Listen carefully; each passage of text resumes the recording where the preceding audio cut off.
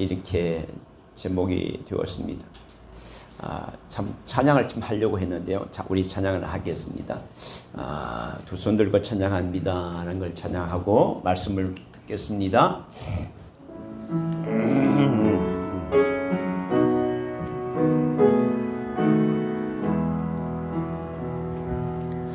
두 손 들고 찬양합니다.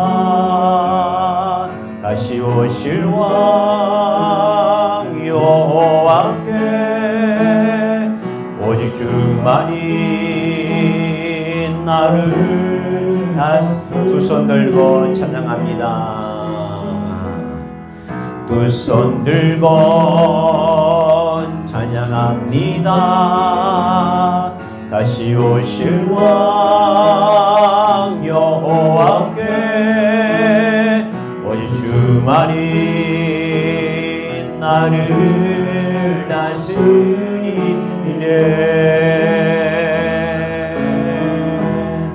나 주님만을 섬기리. 헛된 마음 버리고 성령이여 내 영혼 충만하게 하소서. 주님 앞에 내 생명 드리. 나 주님만을 섬기리. 나 주님만을 섬기리. 헛된 마음 버리고 헛된 마음 버리고 성령이여 내 영혼 성령이여 내 충만하게 하여 주옵소서. 충만하게 하소서. 주님 앞에 내 생명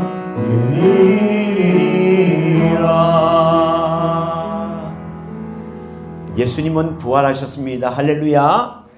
예수님의 부활은요 우연히 일어난 사건이 아닙니다.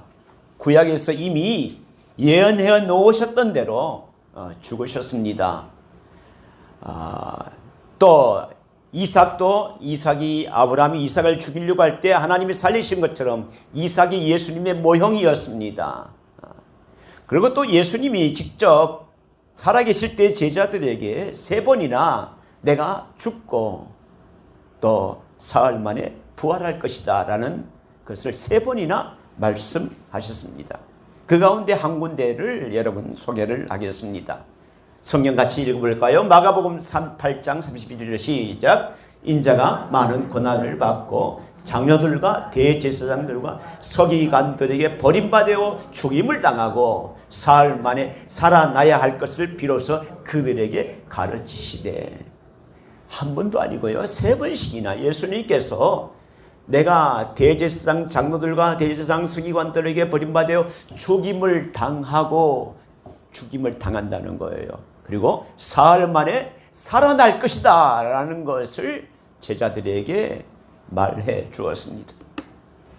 그럼에도 불구하고 예수님이 죽으셨을 때 십자가에 달려 죽으셨을 때 어느 누구도 제자들 어느 한 사람도 예수님이 부활할 것이라고 생각한 사람은 아무도 없었습니다. 만약에 부활할 것이라는 예수님 말씀이 기억났다면 무덤 앞에서 기다리고 있었을 거예요. 예수님이 부활하신다고 그러셨는데 야 우리가 가서 무덤 앞에서 기다리자. 안 그렇잖아요.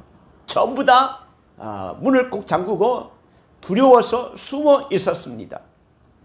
그런데 안식 후 첫날 새벽에 다시 살아나신 것입니다. 부활의 증인들은 성경에 보면 너무나 많이 나와 있습니다. 한두 명이라고 한다면 무시할 수 있지만은 그리고 한 두 번이라면 또 그렇게 되겠지만 여러 번에 걸쳐서 또 수십 명 또 수백 명에 이르기까지 예수님을 보았다는 부활의 증인들이 많이 있다는 것입니다. 첫 목격자는 여인들이었습니다. 이후에 엠마오로 내려가는 두 제자에게도 또 베드로와 또 야고보에게도 또 11제자에게도 500여 형제들에게도 일시에 보였습니다. 오늘 고린도전서에 보면 사도 바울이 이렇게 말합니다. 그 당시에 500여 본 사람들이 있는데 너희가 의심스러우면 지금도 그들 중에서 예수를 부활을 본 사람들이 있으니 그들에게 물어보아라. 그들이 증인이다 라고 말해 죽은 것입니다. 사실 예수님의 부활을 믿는다는 것은 믿지 않는 것보다도 더 훨씬 더 어렵습니다. 무엇을 믿으려고 할 때 그 근거가 있으면 쉽게 믿어지겠지만 내게 보이지 않고 또 확신할 수 없는 사건은 믿기가 좀 어렵습니다. 그런데 성경에 보면 마태복음, 마가복음, 누가복음, 요한복음에 읽어보면 또 성경 속의 내용이 각각 예수님의 부활의 모습 가운데서 그 시기와 또 그 장면 가운데 조금씩 다르다는 것을 표시하고 있습니다. 자, 새벽에 여인들이 무덤을 찾아갔습니다. 자, 제가 하나 비교를 제가 만들어 놨습니다. 자, 새벽에 무덤에 찾아간 사람들이 누구냐 할 때 마태복음 28장 1절에는 이렇게 나와 있어요. 막달라 마리아와 다른 마리아가 찾아갔다라고 되어 있고, 마가복음 16장에는 막달라 마리아, 야고보 어머니 마리아, 또 살로메, 또 누가복음 24장에는 이런 많은 이름들이, 요한복음에는 막달라 마리아 한 사람만 이름이 나와 있어요. 어느 것이 진짜인가? 그러니까 이거 거짓말이야. 왜 이 성경이 사복음이 다 각각 다르게 되어 있냐? 여인들의 이름이 또 다릅니다. 또 무덤에 찾아갔을 때 천사들이 만났던 그 장면들이 있습니다. 자, 천사를 만난 장소가 마태복음 28장에는 천사가 하늘로부터 내려와 돌을 굴러내고 돌 위에 앉아 있었다라고 했는데, 마가복음 16장에는 무덤에 들어가서 흰 옷을 입은 한 청년이 우편에 앉은 것을 보았다라고 하고, 누가복음에 있어는 여기는 옷을 입은 두 사람이 곁에 섰다, 두 사람이라고 또 얘기도 하고, 요한복음 20장 10절은 흰 옷 입은 두 천사가 예수의 무덤 안에서의 내용입니다. 그래서 어떤 것은 무덤 안에서의 장면이고 어떤 것은 무덤 밖에서의 장면입니다. 그리고 여인들이 예수님께 찾아갔던 그 시간적으로는 것은 이렇게 나옵니다. 무덤에 찾아가는 시간은 뭐냐? 마태복음 28장에는 안식 후 첫날 되려는 새벽에 찾아갔다고 했고, 마가복음에는 일찍이 해 돋을 때에 찾아갔다고 했고, 여기는 첫날 새벽에, 요한복음에는 아직 어두울 때에 찾아갔다. 어떤 게 진짜냐? 그래서 예수님의 부활을 거짓이라고 말하는 사람들이 이런 내용들을 가지고 해서 말하고 있습니다. 그런데 거짓말을 해서 믿게 하려고 했다면 저 사복음에 일률적으로 똑같이 만들어서 보이게 했을 것입니다. 그러나 너무나 결과적으로는 너무나 어설프게 성경에 보면 각각 정언들이 조금씩 다르다고 하는 것을 보게 됩니다. 왜냐하면 그들은 보고 들은 대로, 자기가 보고 들은 대로 얘기한 것입니다. 그리고 또 자기들의 관점에서 누가 제일 중요한 건가? 자기들의 관점에서 기록한 것입니다. 예수님 분명한 것은 예수님은 부활하셨습니다. 예수님께서 십자가에 죽지 않고 부활한 것이 아니고 잠깐 기절했다는 설이 있습니다. 부활이라는 것은 전제가 뭐냐면 반드시 죽어야 되잖아요. 죽지 않는데 기절했는데 일어나는 것을 부활이라고 말하지 않습니다. 죽어야만 부활이라고 말합니다. 근데 성경에 보면 죽었다는 것을 분명히 기록하는 것이 있습니다. 자, 한번 보실까요? 요한복음 19장에 보면 이렇게 됩니다. 시작. 군인들이 가서 예수와 함께 못 박힌 첫째 사람과 또 그 둘째 사람의 다리를 꺾고 예수께 이르러서는 이미 죽으신 것을 보고 다리를 꺾지 아니하고 그중 한 군인이 창으로 옆구리를 찌르니 곧 피와 물이 나오더라. 예수님이 이미 허리에 창을 찌를 때는 이미 죽어 있는 상태라는 거예요. 그 당시에 십자가형을 할 때에 이 사형수들이 빨리 사형당하는 사람들이 빨리 죽기 위해서 다리를 꺾어버린대요. 그러면 십자가형에서 받침대에 다리를 받치고 힘들게 있는데 다리를 꺾어버리면 어떻게 되겠어요? 너무나 디딜 데가 없으니까 더 고통스럽겠죠. 그래서 더 빨리 죽는다고 합니다. 그런데 예수님은 이미 죽으신 것을 보고 죽으신 것을 보았다는 거예요. 그리고 다리를 꺾지 아니하고 라고 되어 있습니다. 이 말씀은 성경을 응하게 하려 함이라. 이미 하나님께서 구약 성경에 말씀해 놓으신 대로 그를 다리를 꺾지 아니하겠다는 하나님의 말씀을 응하게 하려 하심이라. 오늘 성경을 좀 여러 군데 제가 찾게 되는데, 자, 민수기 9장 12절 같이 읽어볼까요? 시작. 그 뼈를 하나도 꺾지 말아서 유월절 모든 율례대로 지킬 것이니라. 또 시편 34편 20절에 이렇게 합니다. 시작. 그의 모든 뼈를 보호하시며 그 중에서 하나도 꺾이지 아니하도다. 하나님의 말씀은요, 이미 예언해 놓으신 대로 이루어가는 것을 보게 됩니다. 아리마대 요셉이 예수님의 장례를 위해서 시체를 빌라도에게 달라고 할 때 빌라도가 뭐라고 했냐면 이 사형을 집행하는 백부장에게 시켜서 예수님의 죽음을 확인하는 장면이 있습니다. 여기는 표시 안 했지만 이렇게 나옵니다. 마가복음 15장 43절부터 이렇게 나옵니다. 아리마대 요셉이 와서 당돌이 빌라도에게 들어가 예수의 시체를 달라니 이 사람은 존경받는 공회원이요 하나님의 나라를 기다리는 자라. 빌라도가 예수께서 벌써 죽었을까 하고 이상히 여겨 백부장을 불러 죽은 지가 오래냐 묻고 백부장에게 알아본 후 요셉에게 시체를 내주는지라. 몇 번에 걸쳐서 예수님이 죽으셨다는 것을 성경 속에 점차적으로 드러나고 있습니다. 그러니까 예수님이 기절한 것이 아니라 분명히 죽으셨다는 거예요. 또 예수님이 부활한 것이 아니고 시체가 있는데 빈 무덤이라고 부활의 증거가 있다라고 말하면 사람들이 제자들이 시체를 훔쳤다고 말하는 것이 있습니다. 여러분, 예수님이 죽음 당하신 날 제자들은 숨어 있었습니다. 얼마나 무서웠을까요? 자기가 믿고 있는 그 예수님이 정말 이 나라 이 민족을 통일하고 많은 구원자가 되실 것이라고 많은 사람의 구원자가 되실 것이라고 생각했는데 죽으셨다는 거예요. 그 당시까지만 해도 제자들이 예수님이 부활을 하신다는 말씀을 전혀 생각하지 못했습니다. 내가 잡히면, 이제 예수님이 잡혔는데 내가 잡히면 어떡하지? 그래서 두려워서 숨어 있는 것 가운데 있습니다. 자, 자기가 만약에 돌아다니다가 발각되면 고문을 당하거나 예수님과 같이 죽을 수도 있습니다. 그러니까 죽었었죠. 그리고 또 이 시체가 없어졌다고 말한 지가 언제냐면 예수님이 죽으시고 3일 후였어요. 그렇잖아요. 3일 만에 부활하셨으니까 이미 소문이 그렇게 나와 있잖아요.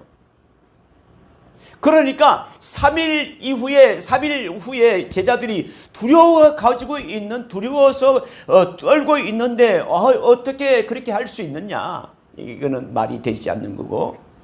또 마태복음 27장 62절에 보면 이렇게 말하고 있습니다. 대제사장들은 참 여기에 희한한 게 있어요. 여러분 잘 들어보십시오. 대제사장들은 예수님이 죽으시기 전에 제자들에게 다시 부활하신다는 말을 들었습니다. 로마 총독 빌라도에게 가서 이렇게 말합니다. 그가 사흘 후에 살아난다는 말을 했습니다. 군사들을 보내어서 무덤을 사흘까지 지키게 하십시오. 여러분 좀 이상하지 않나요? 제자들은 전혀 부활에 대해서 전혀 생각하지 않습니다. 그런데 대제사장은요, 빌라도에게 찾아가서 그가 제자들에게 말하기를 정보를 들었겠죠. 말하기를 사흘 후에 살아난다는 말을 들었는데 군사들을 보내서 그 무덤을 지키게 하십시오. 지키게 해야 됩니다. 라고 말했어요. 빌라도가 거절합니다. 성전을 지키는 군사들이 있으니까 너희들을 군사들을 보내서 지키게 하라. 너희가 가서 마음껏 지키게 하라. 이렇게 말합니다. 자, 그런 것 가운데서 이 지키던 자들, 제자들은 예수님의 말씀을 기억하지 못했지만은 하나님을 믿지 하나님과 예수님과 적대적인 대제사장들은 예수님의 말씀을 기억하는 것이 참 이게 아이러니하더라고요. 마태복음 28장 4절에 보면 또 이렇게 나오고 있습니다. 자, 군사들이 가서 지키고 있잖아요. 그런데 지진이 일어나서 돌이 문이 굴러갔습니다. 그러니까 지키고 있던 군사들이 지키던 자들이 무서워하며 떨며 죽은 사람과 같이 되었다라고 말하고 있어요. 그래서 이 여인들이 달려갔을 때 이미 군사들 중에서 몇몇이 이 사건 얼마나 중요한 사건인가요? 대제사장이 신신당부해서 지키라고 했던 그 사건인데 군사들 몇 명이서 대제사장에게 찾아갔습니다. 가서 새벽에 일어난 일들을 보고 또 보고를 다 했습니다. 이렇게 있는데요, 갑자기 지진이 나서 돌이 문이 굴러지더니 이렇게 되었습니다 라고 말했어요. 그런데 대제사장들은 장로들과 같이 의논하고 군인들에게 보고한 군인들에게 뭐라고 했습니까? 돈을 많이 주었습니다. 그리고 제자들이 예수의 시체를 훔쳐갔다고 말하라 거짓 소문을 퍼뜨렸습니다. 여러분, 누가 진실을 말하고 있나요? 누가 거짓을 말하고 있나요? 아니, 근데 예수가 시체가 없어졌는데 그것이 군인들에게 돈을 주어서 제자들이 시체를 훔쳐갔다라고 말을 할 이유가 뭐가 있어요? 오늘 이 말씀을 보면 여러 가지 상황 가운데에서 예수님이 시체가 없어졌고 그 상황에서 군인들과 또 많은 제자들이 그 내용들이 예수님의 시체가 분명히 죽으신 것이 아니라 부활하셨다는 것을 보게 됩니다. 자, 그 다음에 마태복음 28장에 보면 제가 여기 있는데요, 28장 13절에 군인들이 뭐라고 했냐면 이렇게 했습니다. 같이 읽어볼게요. 또 다른 성경입니다. 시작. 너희는 말하기를 그의 제자들이 밤에 와서 우리가 잘 때에 그를 도적질하여 갔다 하라. 만일 이 말이 총독에게 들리면 우리가 권하여 너희로 근심하지 않게 하리라 하니 군인들이 돈을 받고 가르친 대로 하였으니 이 말이 오늘날까지 유대인 가운데 두루 퍼지니라. 그래서 예수가 부활했지 않았다. 제자들이 이 도적질했다라고 말하는 것입니다. 여러분, 부활하신 예수님이 한 사람에게만 만난 것이 아니요 여러 사람에게 만났습니다. 그리고 제자들이 그 숨어있던 제자들이 부활하신 예수님을 만나자 저들의 삶이 완전히 달라지는 것을 보게 됩니다. 두려워서 숨어있던 자들 이제 담대히 나가서 복음을 전합니다. 목숨의 위협이 있어서 어떻게 할까 도망다니며 숨어있던 저들이 아랑곳 없이 담대하게 나가서 외칩니다. 사도행전에 보면 그들의 외침 소리가 많이 있습니다. 누구든지 주의 이름을 부르는 자는 구원을 얻을 것입니다. 너희가 십자가에 못 박인 이 예수를 하나님이 주와 그리스도가 되게 하셨다. 예수의 이름으로 세례를 받고 죄 사함을 받으라. 그리하면 성령을 선물로 받으리라. 이렇게 외쳤습니다. 부활의 정인의 모습으로 나간 겁니다. 사도행전에 또 있죠. 성전 문 앞에서 구걸하던 안전뱅이가 무엇을 얻을까 해서 눈을 마주치기를 원합니다. 돈 받을 사람은요 눈을 보고 얘기를 해요. 얘기하는 것 이렇게 잘 안 하는 것. 그래야 좀 더 호소력이 있을 것 같아요. 그러니까 베드로가 뭐랍니까? 은과 금은 내게 없거니와 내게 있는 것으로 내게 주노니 곧 나사렛 예수 그리스도의 이름으로 일어나 걸어라 라고 걷게 되었습니다. 부활의 주님을 만난 후 이 무능력하고 도망다니고 배반했던 베드로가 능력자가 되어 하나님의 놀라운 일들을 하게 되는 것을 보게 됩니다.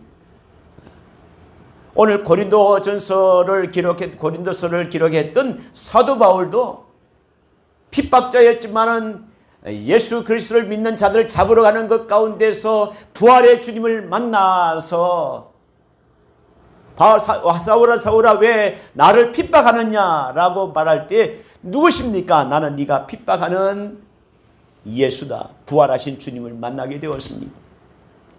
그래서 핍박자에서 복음을 전하는 전도자가 되었습니다. 제자들 가운데 사도 요한을 제외한 모든 제자들은 다 이디오피아나 인도나 다 각각 흩어져서 복음을 전하다가 순교를 하게 되었습니다. 이 죽음을 무릅쓴 이 놀라운 변화는 어디서 왔을까요? 이전까지 두려워하고 숨어있고 말도 잘하지 못했고 말에 논리도 없고 그런 것 가운데 있었는데 왜 이렇게 변했을까요? 부활의 주님을 만나니까 무능력했던 자들이 능력의 사람이 되고 지혜 없던 자들이 지혜가 되고 성령의 사람이 되어서 하나님의 놀라운 은혜가 능력이 그 사람을 통해서 베풀어지는 것, 흘러가는 것을 보게 됩니다. 예수님은 살아나셨습니다. 예수님이 십자가에서 죽으심으로 우리 죄가 사해졌습니다. 할렐루야. 부활의 첫 열매가 되셨고 이제 예수 그리스도를 믿는 자는 영원히 생명을 얻을 것입니다. 부활신앙은요, 나를 변화시킵니다. 부활신앙은 제자들의 삶을 완전히 바꾸게 되었습니다. 부활신앙은 우리의 삶도 바꾸게 될 것입니다. 그런데 예수를 믿는 나에게는 어떠한 삶의 변화가 일어나고 있습니까? 분명히 부활하신 주님을 만난 모든 제자들은 변화되었고 죽음을 두려워하지 않고 담대히 곳곳에서 나가서 복음을 전하는 전도자가 되었고 또 하나님 말씀대로 살아갔지만은 그러나 예수를 믿는 부활의 주님을 믿는 우리들에게는 어떤 삶의 변화가 일어나는가? 우리들의 삶에도 변화가 일어나야 합니다. 그래서 오늘 제목같이 부활신앙은 나를 견고하게 합니다. 부활신앙을 믿는 자는 나를 견고합니다. 부활을 믿는 자는 굳건한 믿음을 가집니다. 흔들리지 않는 믿음을 갑니다.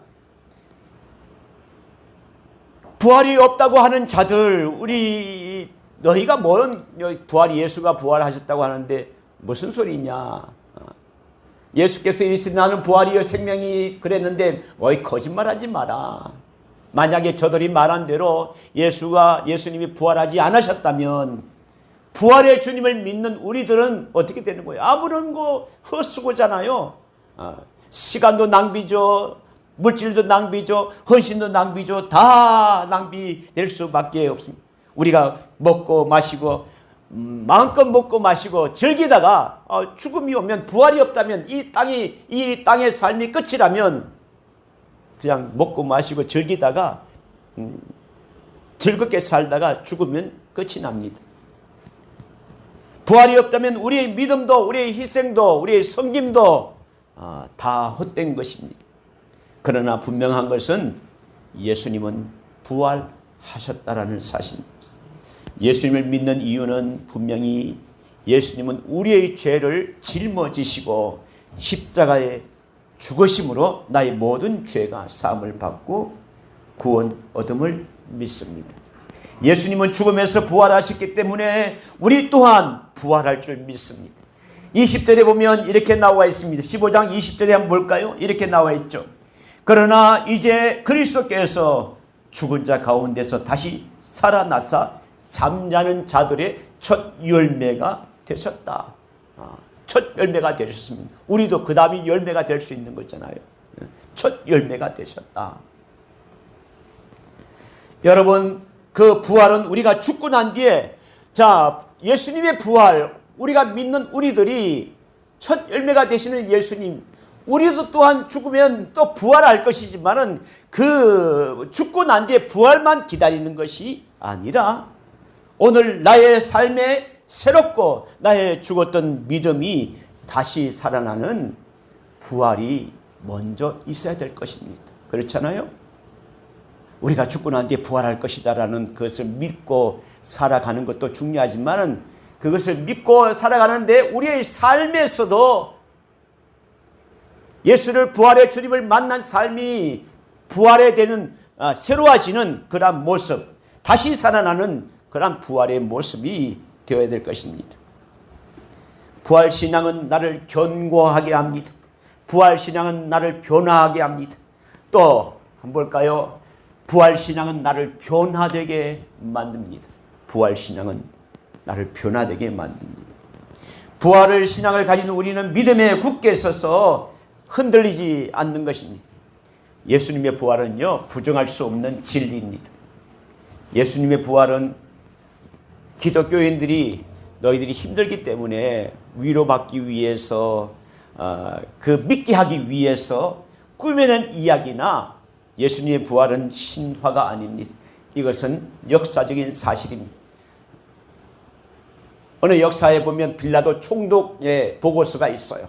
예수를 십자가에 못 박은 그런 증거가 보고서에 있는 자료가 있습니다. 그래서 예수님이 죽으시고 예수님이 부활하셨다는 것은 역사적인 사실입니다. 예배드리는 성도들 우리 모두 부활을 믿고 있습니다. 예수님의 부활을 믿습니다. 그런데요, 머리로는 예수님의 부활을 믿습니다 고백하지만은 마음으로는 잘 믿지 못하는 사람도 있습니다. 입으로는 예수의 부활을 찬송하지만은 마음으로는 잘 확신이 잘 서지 않습니다. 예수님의 부활을 믿습니다라는 고백이 있다면 나의 삶에 변화가 일어나야 하는데 성도 여러분의 삶에 얼마나 변화가 일어나고 있습니까? 나의 삶에 변화가 일어나지 않는다면 다시 한번 생각해 보십시오. 제자들이 예수님을 멀찍이 따라갈 때 부활의 주님을 만나지 못했고 물론 죽으시기 전이었지만은 멀찍이 따라가는 그때 제자들의 모습과 부활하신 주님을 바라보았을 때 예수님께 다가가는 모습은 완전히 다릅니다. 멀찍이 따라갔잖아요. 이 십자가에 달려 잡히실 때 멀찍이 따라갔잖아요. 멀찍이 따라가는 우리의 삶에서 예수님께 더 가까이 나아가며 말씀을 사모하는 우리들이 되어야 할 것입니다. 부활의 주님을 만난 제자들, 사람들, 변화된 모습을 다시 한번 생각해 봅니다. 여러분, 우리는 성경적인 지식이 많이 있잖아요. 부활의 주님을 만난 제자들의 모습. 처음에는 믿지 않았지만은 나중에 나의 주, 나의 하나님이십니다 라고 고백했고 정말 자기의 목숨도 아끼지 않고 복음을 위해서 나아갔던 제자들, 먹는 것 다른 것도 오직 신경 쓰지 않고 오직 주님만, 주님의 복음을 위해서 전도했던 사도 바울. 오늘 우리의 삶 가운데 우리는 진실로 내가 주님의 부활을 믿습니다라는 이 오늘 부활절 예배 가운데 그 고백과 함께 오늘 이 시간 주님 앞에 드려야 될 것은 주님, 나도 변화된 삶을 살고 싶습니다. 여러분, 나의 인생의 삶이 얼마나 남았다고 생각합니까?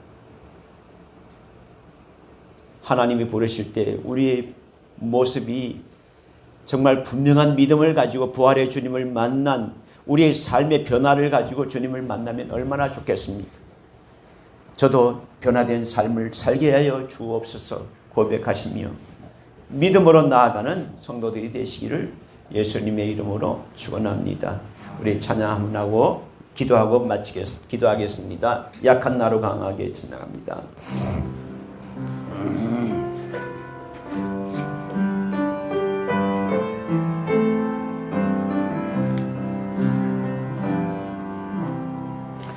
약한 나로 강하게 가난한 날 부하게 눈먼 날 볼 수 있게 주 내게 행하셨네. 호산나 호산나 호산나 죽임 당한 어린 양. 호산나 호산나 예수다. 내가 건너야 갈 이 절, 내가 건너야 할 강, 거기서 내 죄 씻겼네. 이제 주의 사랑이 나를 향해. 호산나 호산나 호산나 죽임 당한 어린 양. 호산나 호산나 예수다. 호산나 하셨네. 호산나 호산나 죽임 당한 어린 양. 호산나 호산나 예수다 시사. 이 시간에 잠깐 기도하겠습니다. 여러분, 예수님을 만난 자는 변화가 있습니다. 교회를 다니는 것만으로 만족하게 되면 이건 아무것도 아닌 거예요. 그냥 수고만 한 거죠. 예수를 알지 못하고 신앙생활을 한다는 것은 아무런 유익이 없는 것입니다. 부활의 주님을 만난 자, 예수 그리스도가 나의 죄를 위해서 십자가에 지시고 죽으심으로 말미암아 내 죄가 다 사해졌다는 것을 믿는 자, 또 감사하게도 주님께서 우리 죄를 위해서 죄 씻음 받게 제물이 되신 것도 얼마나 감사합니까? 또한 부활하셨고 부활의 주님이 나의 주님이라는 것을 참 감사하며, 하나님, 부활의 주님을 만난 자들이, 제자들이 다 변화되었는데 나도 부활의 주님을 믿습니다. 나의 삶도 변화가 일어나게 하여 주시옵소서. 그런 마음을 가지고, 간절한 마음을 가지고 함께 기도하겠습니다. 주님 감사합니다. 부활의 주님을 찬양합니다. 우리가 오랜 동안 교회를 다니고 말씀을 듣지만은 내가 완전하게 주님 앞에 의지하지 않고 부활의 주님을 믿지 않고 입으로는 그렇고 찬양도 하지만은, 그러나 내 마음속에 주님의 부활 주님을 분명한 믿음으로 고백하지 않는 우리 성도들이 있다면 주님께서 기억하여 주시고, 오늘 이 말씀을 통해서 부활의 주님을 만난 자들이 변화된 삶을 살고 담대하게 나갔던 것들을 보게 되고 우리에게도 이러한 은혜를 허락하여 주시옵소서. 믿음으로 살아가게 하여 주시옵소서. 그래서 우리가 이 땅 살아가는 것 가운데서 나를 통하여서 많은 주변의 사람들이 하나님을 알게 하시고 예수 그리스도의 복음을 전할 수 있도록 주님께서 은혜를 허락하여 주시기를 원합니다. 성령님께서 함께하여 주시옵소서. 놀라운 은혜로 채워주시옵소서. 우리 가족 중에서 아버지 믿지 않는 자들이 있습니까? 연약한 자들이 있습니까? 주님 찾아가 주셔서 그들도 부활의 주님을 만나게 하여 주시옵소서. 아버지, 우리 가장 사랑하는 가족들이 오니 저들이 예수를 알게 하여 주시고 부활의 주님을 만나게 하여 주셔서 온전히 하나님의 자녀가 될 수 있는 놀라운 은혜도 허락하여 주시기를 원합니다. 아버지, 질병으로 고통하는 성도들이 있사오니 주님께서 기억하여 주시옵소서. 성령님 붙들어 주시옵소서. 아버지, 나의 주 나의 하나님, 아예 그 고백했던 것처럼 우리 삶에